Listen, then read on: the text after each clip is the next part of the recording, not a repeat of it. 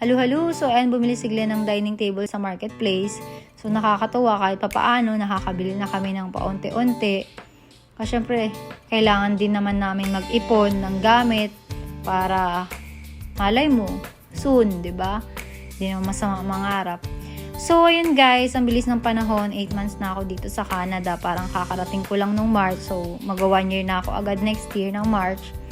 So, ayun guys, sabi ko kay Glenn, napag-usapan namin na dapat every month meron kaming na-achieve, may natatapos, meron kaming nagagawa. So, ayun guys, nung April, na-lodge yung visa ni Glenn at Gia. Tapos, nung May, napasa ko yung exam ko sa driving license na nagkaroon ako ng class 7 na license. Nung June, na-approve yung visa ni Gia at ni Glenn.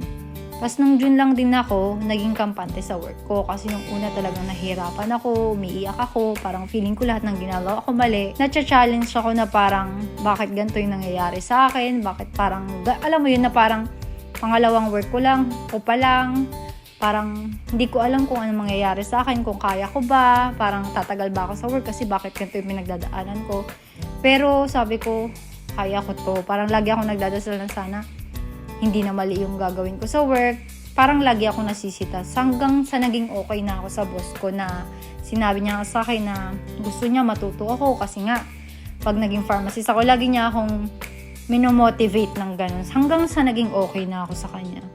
Tapos nung July, nire-apply yung visa ni Gia kasi nga pinapalitan ng immigration ng student permit dahil visit visa nga yung in-apply ko sa kanya na dapat daw student na kasi ganito na yung taon niya, ganun-ganon. So, binago, nire-apply ko nung July.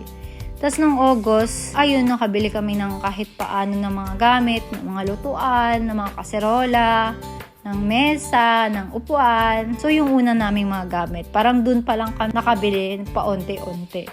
Tapos nung September, nakakuha kami ng car. So, syempre hindi kami makakakuha ng car kundi dahil sa boss ko. So, thank you, Lawrence, talaga sa lahat-lahat ng support as in since day 1. So, nung October, na-approve na yung visa ni Gia. So, medyo matagal din kasi July siya in-apply. Tapos, October pa lang siya na-approve. So, sobrang tagal nung inantay ko noon. May mga sinabit pa akong papers. Ngayong November, sobrang saya namin ni Glenn kasi nakakuha na kami ng class 5 na license parehas. So, napasa namin yung road test.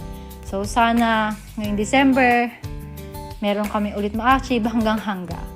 So, sana tuloy-tuloy lang. So, thank you Lord sa lahat ng blessing na binibigay mo sa amin. So, ayun guys. Parang nakakatuwa kasi alam mo yun, pag meron kang goal, pag meron kang plan, parang hindi siya madali, hindi lahat naman syempre nasusunod, pero dapat pinagpaplanuhan. So, lagi kami nag-uusap ni Glenn na dapat ganito yung gagawin namin, ganun-ganon. Syempre, nag-aaway pa rin kami. Pero, the end of the day, nakukuha namin ang pag-uusapan namin ng maayos. So, nakakatawa kasi malayo na, pero malayo pa. So, ayun. Sana, yung mga next plan namin maging okay. So, yun lang guys. Thank you guys for watching. Babush!